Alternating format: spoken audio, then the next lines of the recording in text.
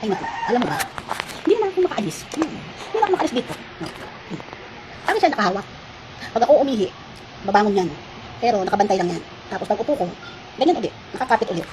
Hindi na, nakakaloka. Minsan nga, buong kamay ko nakaganon. Alam mo, chinek ko yung kanyang adideding. Dalawa pa lang nakikita kong adideding niya na malaki. Tapos, medyo mapink na yung dalawa. Yung ano niya. Nakikipaglaro naman siya, kaya lang. Ano siya, tawag dito?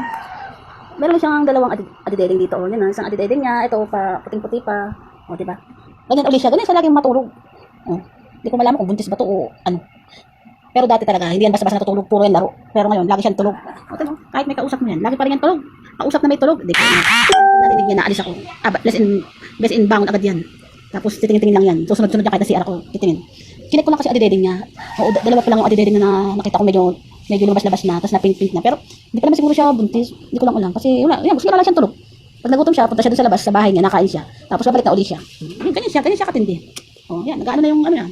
Sabihin niya, kinichismis ko siya, kaya kanyang buntot niya na ano. O, diba? Ganyan siya. Diba? Huwag ko dyan. Sana all. Sabi ko nga sa kanya, pag naging buntis nga siya, sana isa lang yung anak niya. Huwag siya mag-aanak ng madami. Problema pa yan. Tulog naman siya. Pero once na narinig niyang nalabas ako. Best in, bilis ka sa alas 4 ang pagtayo. Pero, yan, may higa na naman yan. Business ko lang sa tulog siya.